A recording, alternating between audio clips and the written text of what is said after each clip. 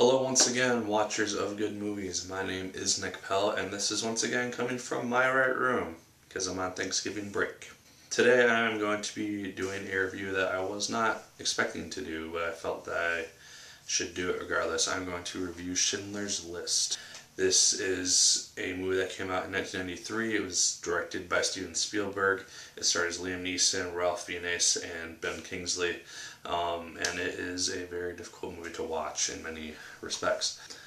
I'll be talking about the entirety of the film in this review since it's so old, so if you haven't seen it and you don't want things to be spoiled, go watch it, come back to this later. But yeah, we're going to get right into it. Liam Neeson plays a man named Oskar Schindler, and he is a businessman who is a member of the Nazi Party, and he is stationed in Poland. The movie takes place during the events of World War II, after the German invasion of Poland, and yeah, we have Liam Neeson. He's in the middle of it. He has a factory where they make pots and pans, and he has a lot of Jewish workers who work for him in this place, and it's really interesting seeing him kind of change as a character, because he goes from this guy who's solely about business to a guy who eventually does start to care about these people over a very long time period. His accountant, who is with him for the majority of the film, Ben Kingsley, also does a really good job. He is a Jewish man, and essentially the only reason that he isn't taken is because Liam Neeson needs him, because he is his accountant, and it's just not good business, as he says repeatedly.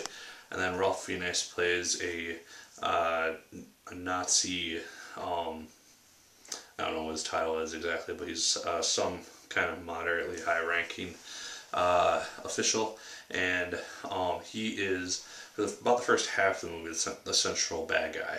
He is seen killing innocent people repeatedly throughout the movie, and that is one thing I want to get to really quick. There is an attack on a Polish village in the ghettos where all the Jewish people are being held, and it's a massive slaughter, and this is probably the most difficult part for me to watch for the film, because they do it in a very realistic fashion. They have essentially Nazis going around and killing anyone that they so choose, and then rounding up other individuals.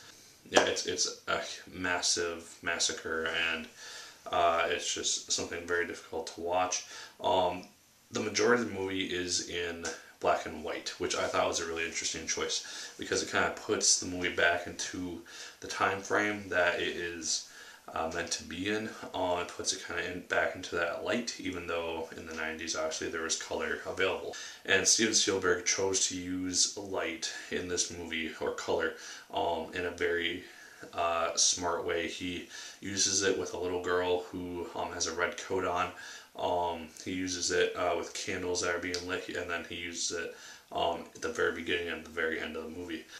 And just the way that he chose to do that really worked well for the film.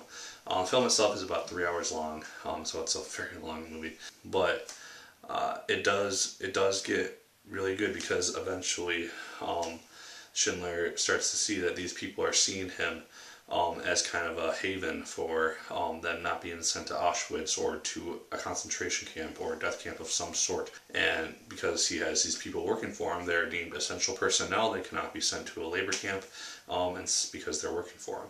He eventually starts taking in people who have no work experience whatsoever. They have no skills. He doesn't do this always willingly, but he does it eventually. Yeah, eventually. He does become a recognized savior of all these people, and he ends up saving about 1,100 to 1,200 individuals by the end of the movie. Very dark film, very disturbing film in many ways. Just seeing the brutality of what went on in these areas, and just the humiliation that a lot of these people had to deal with. There's many scenes of people running around naked or having to be naked, in terms of like a physical fitness exam, and just a bunch of these different situations.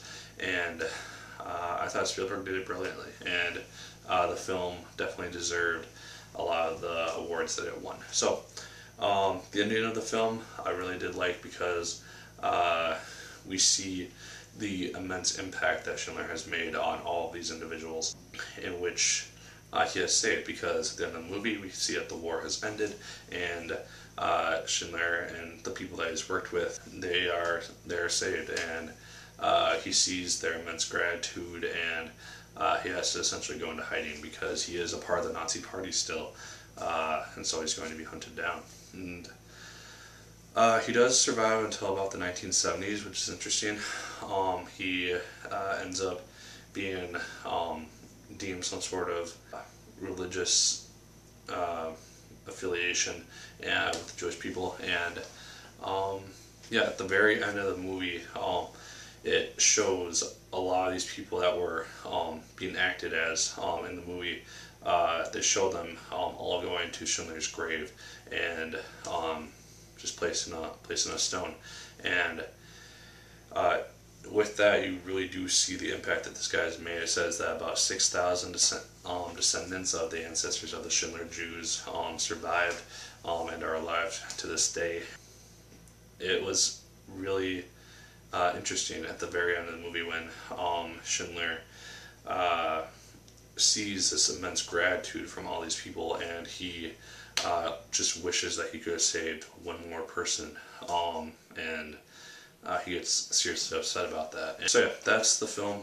Definitely go see it. It is, well, definitely find it and see it. It's not really available too widely. It's not on Netflix, Hulu. It might be on Amazon. You have to pay for it on YouTube. So it's a tough movie to find. I found it just in my college's library. But yeah, that's my review. Check it out. It is tough to watch, so be forewarned about that.